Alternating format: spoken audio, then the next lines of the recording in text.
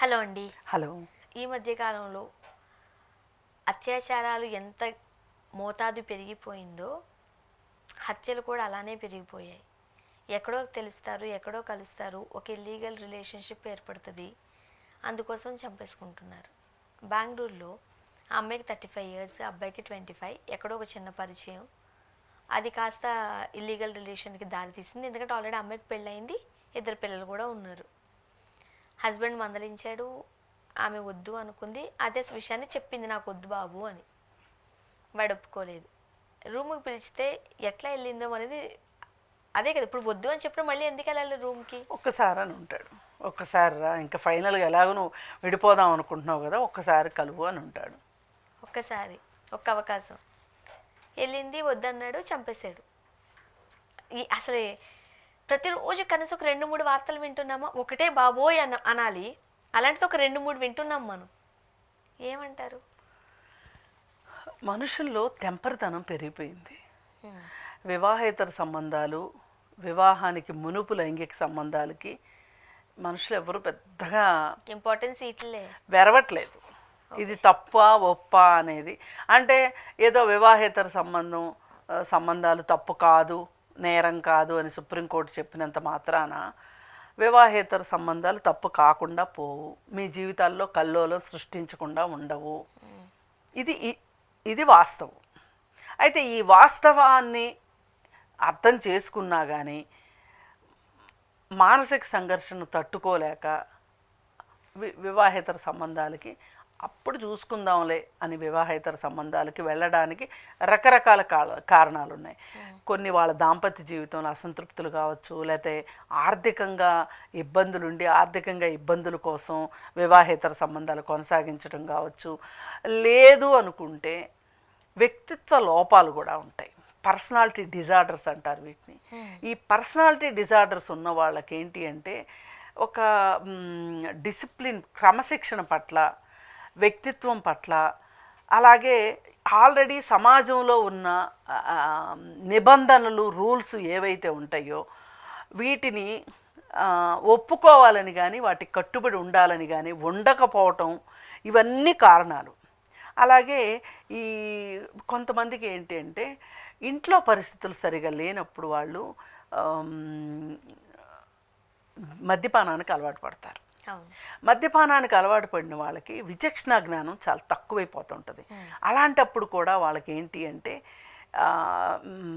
భార్య ఎప్పుడు సతాయిస్తూ ఉంటుంది, నువ్వు తాగుతున్నావు, తాగొద్దు అని సతాయిస్తుంది. అదేం తప్పు కాదు, అది ఆమె హక్కు, హింసలేని కుటుంబం ఆమె హక్కు. కానీ ఇతనికి ఏమనిపిస్తుంది, ఇది నా చాయిస్, నా ఇష్టం, కానీ నన్నుగా నా అలవాటుని అంగీకరించే వ్యక్తి నాకు కావాలి, స్వాంతన కావాలని ఇతని కథనాలు ఇతను చెప్పుకుంటూ ఉంటాడు. సరే, ఏది ఏమైనప్పటికీ కూడా ఈ రీజన్స్ ఏమైనా కానీ వివాహేతర సంబంధాలు అంత ఆమోదయోగ్యము కాదు, అంత ఆరోగ్యకరం కూడా కాదు.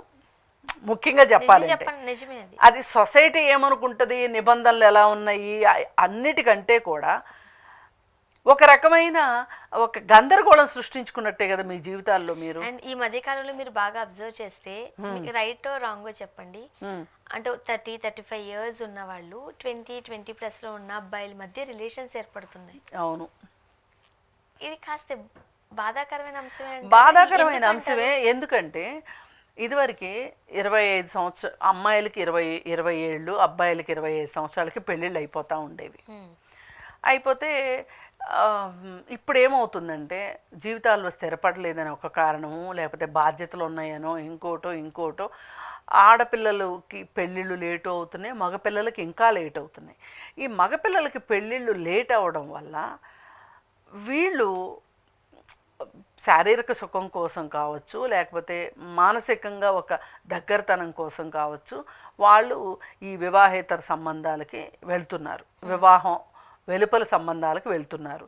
ఈ వెళుతున్న సందర్భంలో ఆఫీసుల్లో పరిచయాలు కావచ్చు, లేకపోతే అన్నిటికన్నా మెయిన్ ఎప్పుడు నిన్న మొన్నటిదాకా ఫేస్బుక్లో మాత్రమే పరిచయాలు ఉండేవి.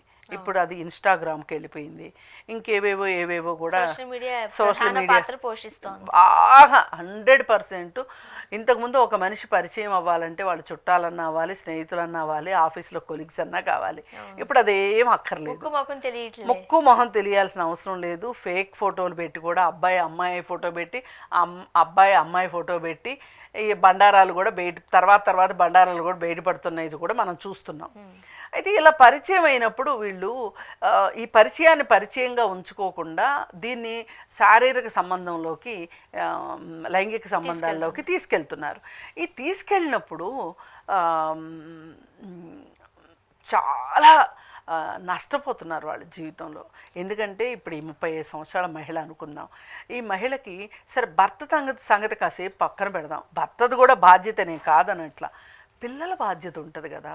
ఇప్పుడు పిల్లలు ఏమవుతారు అనేది అది కూడా ఇబ్బందికరమే. ఇప్పుడు ఒక ఏజ్ పిల్లల్ని మనం చూసామనుకోండి, మనకన్నా చిన్నోళ్ళు అయితే తమ్ముడు అనో కొడుకులాగా చూసేవారు. ఇంతకుముందు మనం అదే కదా అనేవాళ్ళం. మనకన్నా పెద్దోళ్ళు అంటే ఏమో మేబీ మీరు అన్నట్టు. ఇప్పుడు ఏంటో అబ్బాయిలు అందరూ కూడా ఆంటీస్కి అట్రాక్ట్ అవుతున్నారు. ఇది బాగా వింటున్నాం మనం. అంటే ఆంటీస్కి అట్రాక్ట్ అవ్వడానికి ఒక కారణం ఉందండి, సేఫ్టీ ఉంటుంది. పెళ్లి చేసుకోమనే ఒత్తిడి ఉండదు కదా. ఓ అబ్బా, ఆ రూట్ పెళ్లి చేసుకోమనే ఒత్తిడి ఉండదు.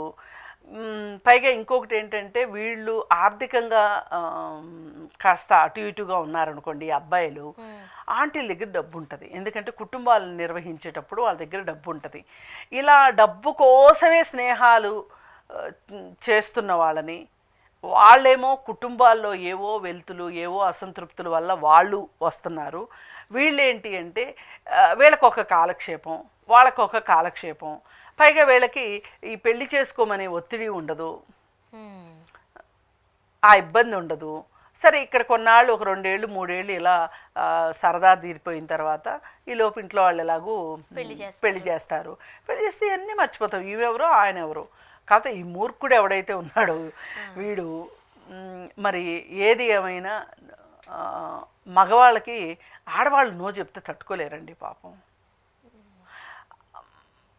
వాళ్ళు నో చెప్పచ్చు, మగవాళ్ళు ఆడవాళ్ళకి నో చెప్పచ్చు, కానీ ఆడవాళ్ళు నో చెప్తే వాళ్ళు తట్టుకోలేరు. అక్కడ వాళ్ళకి ఈ జెండర్ డిస్క్రిమినేషన్ అంటారు చూసారా, అంటే అంత పెద్ద పదం వాడకూడదేమో కానీ ఆ అహంకారం ఉంటుంది, మగ అహంకారం ఉంటుంది చూసారా. ఈ మగ అహంకారం వాళ్ళకి నన్ను కాదంటదా, నన్ను కాదు అనగానే ఏం ఆలోచిస్తాడంటే వీడు ఇమ్మీడియట్గా ఇంకెవరో వచ్చేసారు నా ప్లేస్లో అనే ఒక వికృతమైన ఆలోచన వస్తుంది. నిజంగా ఎవరో వచ్చినా రాకపోయినా సరే ఆ అమ్మాయి నిజంగానే కుటుంబంలో తెలిసిపోయి కుటుంబంలో అల్లకల్లోలాలు వచ్చి మరి వీడంటే ఎవరికి సమాధానం చెప్పుకోవక్కర్లా. కానీ ఈ అమ్మాయి జవాబుదారీ కదా ఇంట్లో, మరి పిల్లలు భర్త కుటుంబము అటు తల్లిదండ్రులు అందరూ మా అమ్మాయి ఏం చేసినా కరెక్ట్ అనే తల్లిదండ్రులు కూడా అందరూ ఉండరు కదా. మరి ఈ పరిస్థితుల్లో ఆ అమ్మాయి నో అంది అంటే వీడు ఒక్క క్షణం ఆలోచించి ఏమో ఆమె కుటుంబంలో ఏం పరిస్థితులు వచ్చినాయో ఏంటో అని ఆ సహృదయంతో ఆలోచించుకోకుండా వాడు ఆ అమ్మాయిని ఓ ఈమెకి ఇంకెవరో వచ్చారు అనే వికృతమైన ఆలోచన వచ్చేసేసి నన్ను కాదంటదా ఇంకెవరినో పట్టుకుంటుందా చంపేయాలి అనే ఉద్దేశంతో మంచిగా మెల్లగా మర్యాదగా పిలిచి కూర్చోబెట్టి తన పని తను కానిచ్చుకున్నాడు. చాలా బాధాకరం. అందుకని ఒక్కటే మనకి సురక్షితమైన మానవ సంబంధాలు ఏంటి అనే ఒక క్లారిటీ అమ్మాయిలకైనా అబ్బాయిలకైనా ఉండాలి. ఇప్పుడు ఇదే పరిస్థితిలో ఈమె భర్త గనక ఒక కోపిష్టి అయ్యి ఉంటే గనక నా భార్యకి లైన్ వేస్తావా నువ్వు అని అతన్ని చంపుంటే అవి జరుగుతుంటాయి. ఎందుకు నువ్వు ఇలాంటి అక్రమ సంబంధం పెట్టుకున్నావా అని భార్యని చంపిన వాళ్ళు కూడా ఉన్నారు కదా. భార్యని చంపిన వాళ్ళు ఉన్నారు. అసలు నేను ఆలోచించేది ఏంటంటే వీళ్ళిద్దరి సంగతి ఇలా ఉన్నా కానీ ఇప్పుడు వీడి సేఫ్టీ కూడా ఉండేది కాదు కదా. అట్లా ఆలోచించేవాడు గనక అయ్యి ఉన్నట్లయితే ఇప్పుడు వీడికి వచ్చిన ఆలోచనే గనక ఆ హస్బెండ్కి వచ్చి ఉంటే ఇప్పుడు నిజంగా హస్బెండ్ మోర్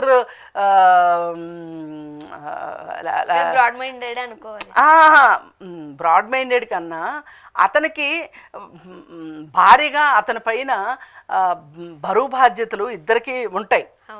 ఇప్పుడు ఇతని పట్ల ఆమె బాధ్యతగా ప్రవర్తించకపోయినా భర్త పట్ల అయితే భార్య బాధ్యతగా ఉండాలి కదా.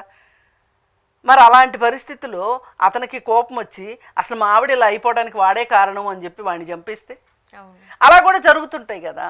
అందుకని ఏవైనా నేను అదే చెప్తున్నా, సురక్షిత సంబంధాలు, మానవ సంబంధాలు ఏర్పరచుకోండి. ఇప్పుడు ఈ 35 ఏళ్ళు 40 ఏళ్ళ వయసు మధ్య స్త్రీల గురించి టాపిక్ చెప్పారు కాబట్టి ఆ వయసులో వాళ్ళకి ఏంటి అంటే ఏదో చేసుకున్న పెళ్ళి నచ్చకపోవటము, పిల్లలు తనకి భర్త సరిగా విలువ ఇవ్వకపోవటము, భర్త తన మాటని గౌరవించకపోవటము, అలాగే నువ్వు చాలా బాగున్నావు, ఈ చీర చాలా బాగుంది, ఇట్లా అంటే వాళ్ళ ఇంటిమసీకి సంబంధించిన సమస్యలు కూడా కొన్నిసార్లు ఉంటాయి. భర్తలు సంపాదనకి పాపం నిజంగా కూడా ఇవాళ భర్తల పరిస్థితి కూడా చాలా దారుణంగా ఉంది. ఒక రకంగా ఈ ఆర్థిక సమస్యలు, ఈ ఉద్యోగాలు ఉంటాయో ఉండవో తెలియదు. వాళ్ళు వచ్చి వాళ్ళ ఫ్రస్ట్రేషన్, ఆఫీస్లో ఫ్రస్ట్రేషన్ అంతా భార్య మీద చూపిస్తే ఈ భార్యకి అవుట్లెట్లు ఏమీ లేక ఈ భార్య ఇదే సందర్భంలో సోషల్ మీడియాకి అడిక్ట్ అయింది అనుకోండి, ఈ సోషల్ మీడియాలోనే ఎక్కువ పరిచయాలు అవుతున్నారు. ఇవన్నీ ఇది ఒక పెద్ద మాయా వలయం అయిపోతుంది. అన్ని సమస్యలే ఇక్కడ ఒక్కటి కూడా ఓదార్పునిచ్చేది ఏది లేదు ఇక్కడ. ఇక మన రోజుకి ఇంకా సమస్యల్లోకి నెట్టేదే కానీ ఒకసారి ఆ ఊబిలోకి పడిపోయిన తర్వాత బయటకు వచ్చే పరిస్థితులు లేవు. వస్తామనుకుంటే చంపేస్తున్నారు. అందుకని ఏంటి అంటే అందుకే నేను సురక్షితమైన స్నేహ మానవ సంబంధాలు, మిమ్మల్ని మీరు ప్రేమించుకోండి, మీతో మీరు స్నేహం చేయండి, అప్పుడు మీకు ఎవరితోనూ స్నేహం అవసరం ఉండదు. Thank you.